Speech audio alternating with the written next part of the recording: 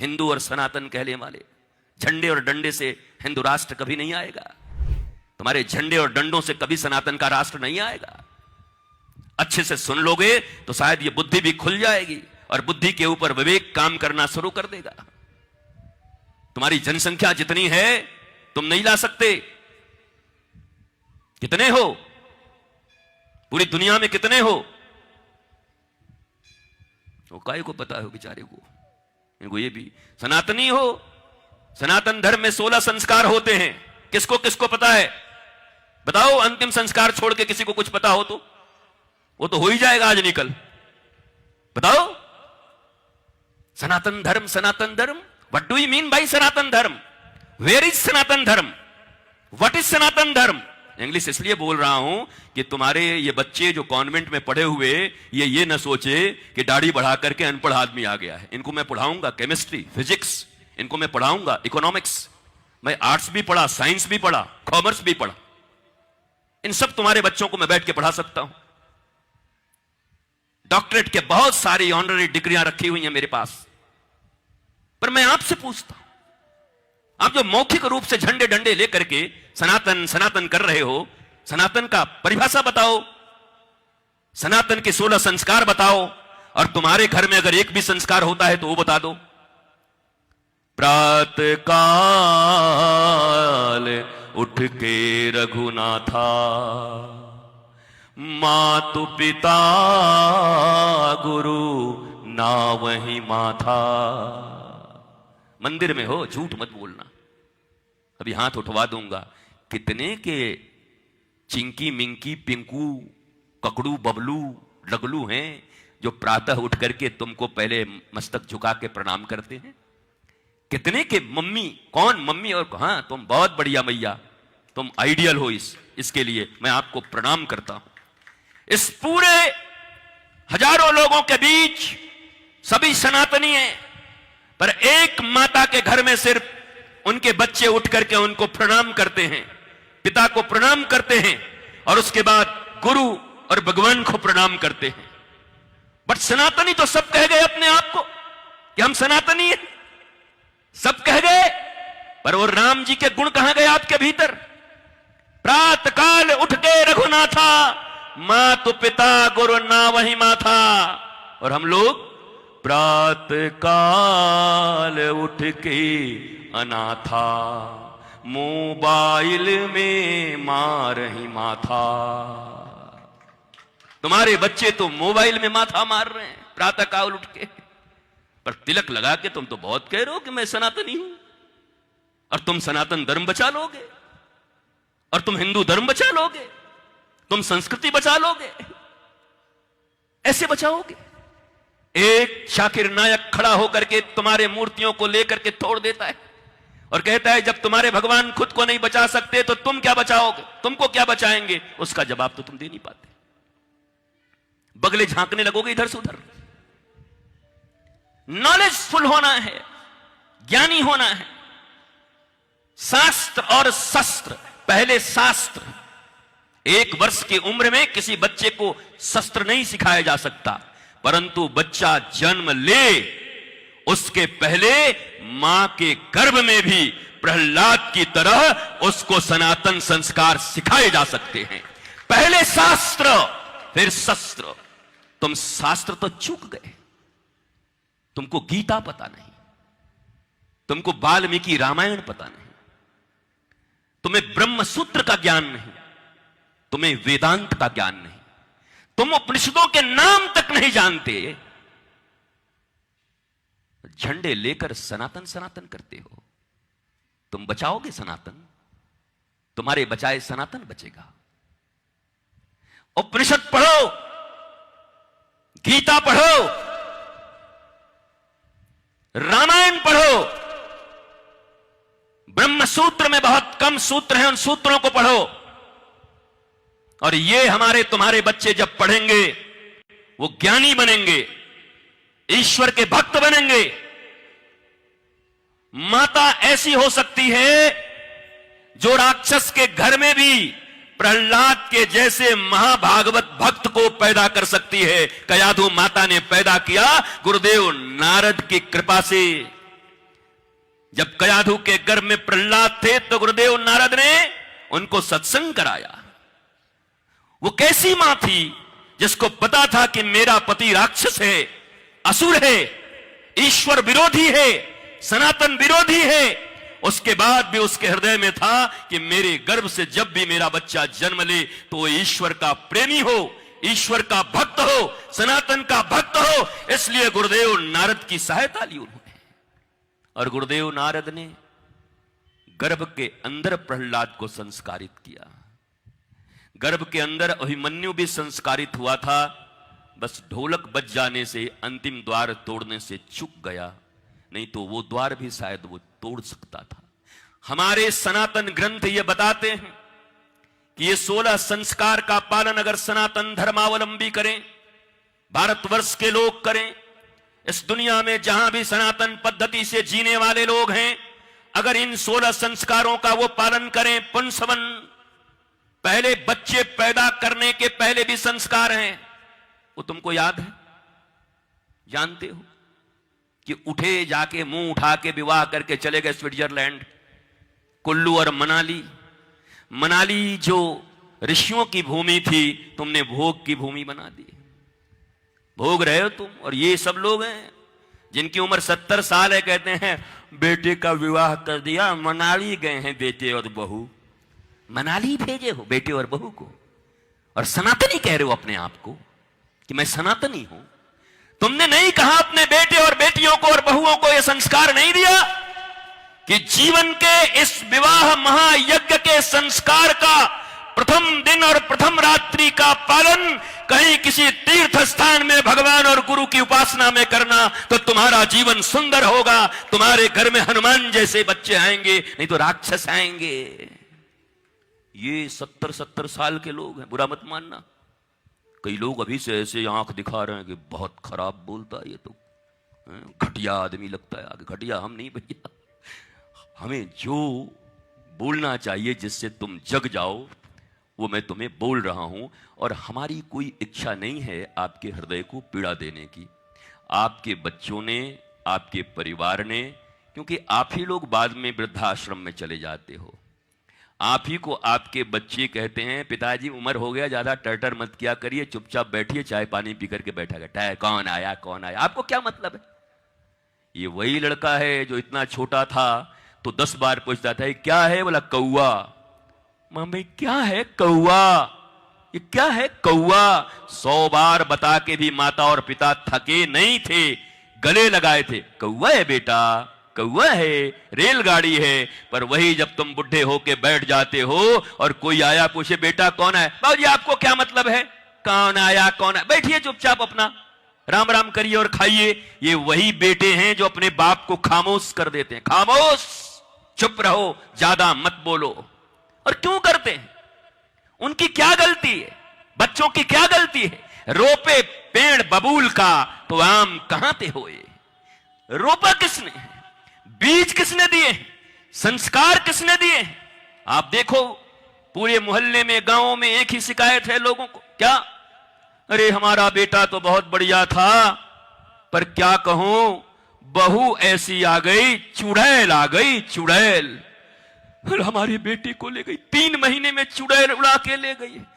25 साल तक तुमने संस्कार दिए, 9 महीने तक तुमने गर्भ में रखा, तुमने अपने स्तनों के दूध पिलाए संस्कार के रूप में, उंगलियां पकड़ के चलना तुमने सिखाया, वस्त्र तुमने दिए, विद्या तुमने दी।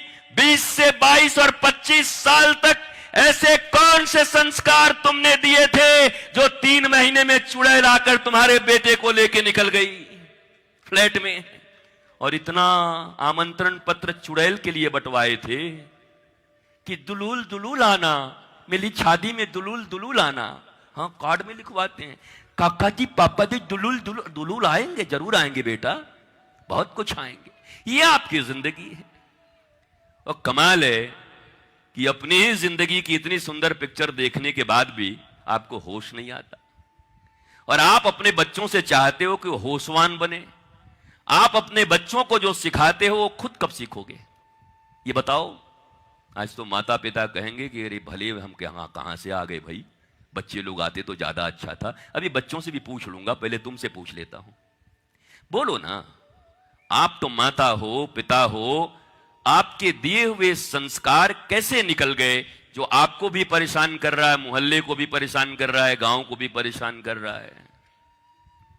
उसी में से तो कोई ये निकलता होगा ना जो निर्भया की इज्जत लूट लेता होगा दिल्ली में। वो भी तो किसी माँ बाप का ही बेटा होगा ना, उसको भी तो किसी मम्मी ने जन्म दिया होगा, उसको भी तो गोद उठाए गए होंगे, उसको भी तो दूध पिलाया गया होगा। वो कौन लोग थे? बच्चे का क्या दोष है बताओ मुझे? बच्चा तो तुम्हारे कारण आता है। अगर तुम चाहो और सनातन संस्कृति के केवल 16 संस्कारों को पढ़ भर लो और उनका पालन करने लगो तो यकीन मानो, ये जितने पर्सनालिटी डेवलपमेंट कोर्स चल रहे हैं तुम्हारे, एक से एक खुले में जयपुर में पर्सनालिटी डेवलपमेंट कोर्स, वो क्या पर्सनालिटी डेवलपमेंट कराएंगे बताओ? टाई बांधना सिखा देंगे। साइबेरियन कंट्री में नाक पोंछने के लिए टाई बांधा जाता था, तो नाक पोंछने वाला टाई बन के जेंटलमैन बन जाओगे तुम? यही तुम्हारी पर्सनालिटी डेवलपमेंट होगी? What do you mean bye personality development?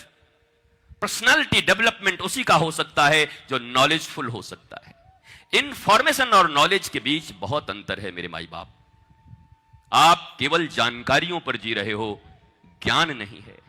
हमारे जीवन में, हमारी प्राचीन गुरुकुलम पद्धति में बच्चों को ज्ञान दिया जाता था और बाद में आप लोग कहते हैं कि इतने संत हैं, इतने गुरु लोग हैं, समाज क्यों नहीं सुधर रहा है? शायद तुमने वैदिक ऋचा पढ़ी नहीं उपनिषद की। मातृ देवो भव, पितृ देवो भव, आचार्य देवो भव। पहली भगवान कौन? देवता कौन? मां। दूसरा कौन? पिता। तीसरा कौन? हम 3 नंबर के लोग हैं। जब 2 नंबर चूक गया तो तीसरा क्या करेगा? जब 2 नंबर ने, 1 और 2 नंबर ने अपने काम नहीं किए तो तीसरा नंबर अकेला क्या कर लेगा?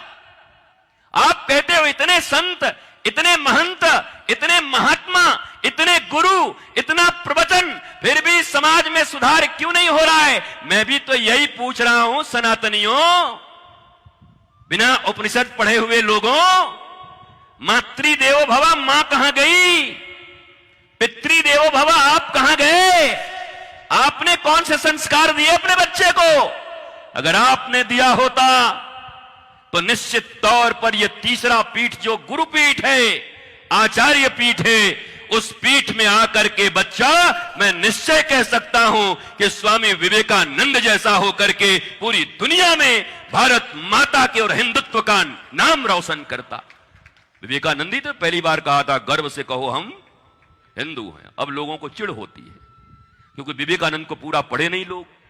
विवेकानंद ने क्या क्या बातें कही हैं, विवेकानंद का नाम तो सब लेते हैं पर यह बात नहीं कहते। ये उन्हीं की भाषा है, गर्व से कहो हम हिंदू हैं। अब इसमें लज्जा की बात भी क्या है? जैसे संप्रदाय, आपने 70 साल तक, 60 साल तक सांप्रदायिक राजनीति के बीच में और धर्मनिरपेक्ष राजनीति के बीच में भारत झूलता रहा। आपको लोग क्या कहते हैं? सांप्रदायिक हो, और आप भी चुप हो जाते हो, नहीं नहीं हम सांप्रदायिक नहीं हैं। अरे हैं, हम पक्के सांप्रदायिक हैं। संप्रदाय का अर्थ होता है सम्यक प्रकार से हमारे पूर्वजों ने जो हमको प्रदान किया ज्ञान, जो हमारी धारा हमें दी, उसे संप्रदाय कहते हैं। पर आप कैसे डरपोक लोग हैं, आप अज्ञानी लोग हैं। आपने शास्त्र नहीं पढ़े, आपने गुरुओं का संग नहीं किया, आपने आचार्य का संग नहीं किया, इसलिए आप नहीं नहीं नहीं मैं सांप्रदायिक नहीं हूं, मैं सांप्रदायिक नहीं हूं। अरे कहो मैं सांप्रदायिक हूं। नारायण ने दिया ब्रह्मा को, ब्रह्मा ने दिया नारद को, नारद ने दिया व्यास को, व्यास ने दिया अपने पुत्र को, पुत्र ने उनको, उन्होंने उनको, उन्होंने उनको, उन्होंने उनको, उन्होंने उनको, होते होते हमारे गुरुदेव को, और हमारे गुरुदेव से मिली धारा हमको, और हमसे आज ये धारा इस मंदिर में आपके बीच में बह रही है। तो गौरव से कहो हम सांप्रदायिक हैं। क्यों कहते हो सांप्रदायिक नहीं है? हमारी योगी आदित्यनाथ जी से यही बात हुई थी, तो हम लोगों को सब सांप्रदायिक कह देते जब वो सांसद रहे। तो हम लोग भी अपना अब निकाला जाए। अब असली अर्थ हम लोगों ने शायद खोजा नहीं है, अब शास्त्र खोला जाए और तब संप्रदाय के अर्थ को हम लोगों ने निकाला। सम्यक प्रकार से जो विधि पूर्वक ज्ञान हमें प्रदान किया है हमारे पूर्वजों ने, उसको संप्रदाय या संप्रदाय कहा जाता है। तो अब बताओ, हमारे पूर्वजों के द्वारा दिए गए ज्ञान के कारण हम लज्जित होंगे कि गौरवान्वित होंगे? इसलिए प्रत्येक व्यक्ति मुट्ठी भींच कर कह सकता है, हां, गौरव से कहो, हम भारतवर्ष सनातनी लोग सांप्रदायिक हैं सांप्रदायिक। चूंकि हमें ज्ञान नहीं है, इसलिए लोग हमें पीछे धकेल देते हैं, हम बचने लगते हैं। वो हमको सांप्रदायिक कह दिया। नहीं, हम लोग नहीं, देखिए, हम लोग सांप्रदायिक नहीं है, हम लोग भी ना सर्वधर्म को लेके। सर्वधर्म, दुनिया में धर्म एक ही होता है, सर्वधर्म कहां से आया? ये कहां का ज्ञान है? कब से आया? ये 2200 वर्ष पहले आया कि 1500 वर्ष पहले आया? धर्म शब्द का अर्थ क्या होता है? धारे, अभी महात्मा जी यहां बैठे थे, संत जी, उन्होंने बताया धर्म शब्द का अर्थ। और धर्म के 10 लक्षण हैं। और सीधी बात, धर्म का इतना ही, धार्यति इति धर्म, सत्य धारण करने की क्षमता जिस व्यक्ति के भीतर है उसी को धर्म कहते हैं। तो अब बात बताओ कि धर्म करोड़ होगा, 10 होगा, 20 होगा, या 1 होगा? मजहब हजारों हो सकते हैं, पहले भी था, नाना मुनि नाना मत सैकड़ों हो सकते हैं, पर गौरव से कहो, धर्म एक सनातन था, है और एक ही रहेगा। धर्म तो सदा से एक है। धर्म कहां से अनेक हो गया? कब धर्म अनेक हो गए? पर हमको पता ही नहीं है, हम झंडे डंडे में अटके हुए हैं। याद रखो, राम राज्य अंतिम बार परीक्षित के शासन काल में आई थी। और परीक्षित के शासन काल में, अब शायद तुम लोगों को थोड़ा बुरा भी लग जाए इस बात का, कुनमुनाने लगोगे झंडे डंडे लेकर के। 3 चीजें प्रमुख थी, ध्यान से सुनो। जो भी अपने आप को सनातनी कहते हैं, राष्ट्रवादी कहते हैं, नेशन फर्स्ट कहते हैं, वो सब ध्यान से सुने। 3 चीजें परीक्षित के शासन काल में थी। पहला, निःशुल्क और उत्तम शिक्षा, निःशुल्क और उत्तम चिकित्सा, निःशुल्क और अविलंब न्याय। ये 3 चीजें अगर स्विट्जरलैंड में आ गई तो रामराज स्विट्जरलैंड में चला जाएगा, भारत बैठ के देखता रह जाएगा। अब ताली नहीं बजा रहे हो? तुम घूस किस लिए लेते हो? नौकरी करते हो, घूस क्यों लेते हो? करप्शन क्यों है? बच्चे का एडमिशन डीएवी में हो जाए, डीपीएस में हो जाए, इसके लिए हमें पैसे की जरूरत पड़ती है। तुम घूस क्यों लेते हो? जीवन में बेटा बेटी या हम कहीं बीमार पड़ जाएं तो लंदन भी जाकर के करोड़ों रुपए में अपना इलाज करा पाएं, इसके लिए तुम लेते हो। इसके लिए तुम गलत तरीके से धन कमाते हो। क्यों करते हो? अगर कोई तुम्हारे ऊपर मुकदमा कर दिया तो मुकदमा करने के बाद सुप्रीम कोर्ट के उन बड़े बड़े वकीलों को, जिनकी फीस एक बहस की लाखों नहीं करोड़ों तक पहुंच जाती है, एक साधारण फार्चून का दुकान और केले बेचने वाले आदमी इतना कहां से लाएंगे? कैसे देंगे सुप्रीम कोर्ट के उस वकील को पैसे? और वो तो ऐसे वकील हैं कि उनको तुम्हारे सामने खड़ा कर दिया जाए, तुम कितने भी सच्चे रहोगे, फिर वो जब तर्क करेंगे तुम्हारे फुटहा छाप वकील से, जो बेचारे के पास धन ज्यादा नहीं है और गरीबी में पढ़ के आए हैं, क्या वो उनसे जीत पाएंगे? क्या उनसे तर्क कर पाएंगे? क्या उन चीजों को साबित कर पाएंगे? वो क्रिएट कर पाएंगे उन चीजों को जिससे आपको सही न्याय मिल सके? भारतवर्ष नहीं, पूरा दुनिया जानता है कि मक्का और मदीना का नाम लेने से इस्लाम का याद आता है। वहां जहां आप जाते हो, पोप जहां रहते हैं, वेटिकन सिटी का नाम लेने से पोप और क्रिश्चियन धर्म का याद आता है। वैसे ही भारतवर्ष नहीं, पूरी दुनिया के लोग जानते हैं कि अयोध्या, मथुरा और काशी का नाम लेने से सनातन और हिंदू का नाम आता है, राम, कृष्ण और शिव का नाम आता है। वो भी तुमको 492 साल के बाद मिलता है। 492 साल लग जाते हैं तुमको साबित करने में कि राम जी अयोध्या में जन्म लिए, राम ने अयोध्या में प्रकट लिया। और अभी भी शिव जी हो या हमारी कृष्ण जन्मभूमि हो, हम जहां मथुरा से आते हैं, अभी भी हम साबित नहीं कर पाए। ये तुम्हारी न्यायिक व्यवस्था है। पुलिसिंग व्यवस्था तुम्हारे पास 1861 का है। अंग्रेजों ने इस व्यवस्था को लाई थी भारतीयों के ऊपर अत्याचार करने के लिए। अभी भी वही व्यवस्थाएं चल रही हैं। अब कौन किसके ऊपर अत्याचार कर रहा है, किसके लिए?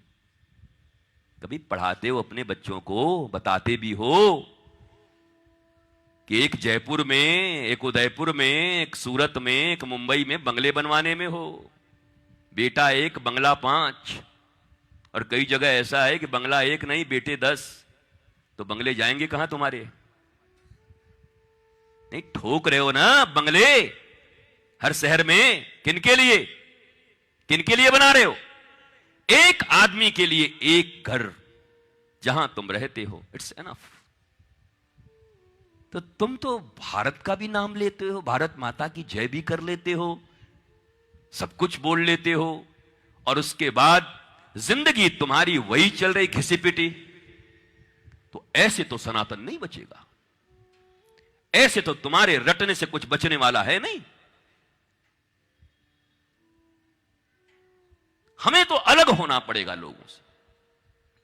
हमारे चाल चलन, नियम नीति, हमारे बच्चों के दिए जाने वाली शिक्षा दीक्षा, ये सब हमें अपनाना होगा। वो जोश आया एक दिन के लिए और खूब दौड़ गए इधर से मोटरसाइकिल लेकर, हो गए हिंदू।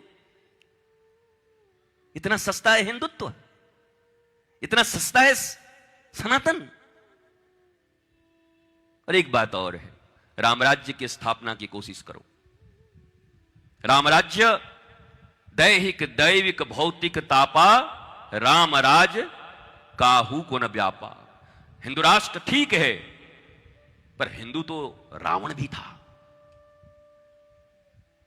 हिंदू तो कंस भी था। बोलो कौन सा राज चाहिए? अरे तर्क करो ना, बाबा मिलाए ना एक, करो। राम राज्य, वो राम राज्य जहां सबरी हो, जहां निषाद राज गुह हो, जहां ये कास्ट क्रीड के फैक्टर न हो, बल्कि केवल एक ही हो, जाति पाति पूछे नहीं कोई, हरि के भजे सो हरि के होई। ये बात आएगी तब जाकर के सनातन और हिंदुत्व की बात कर सकते हैं।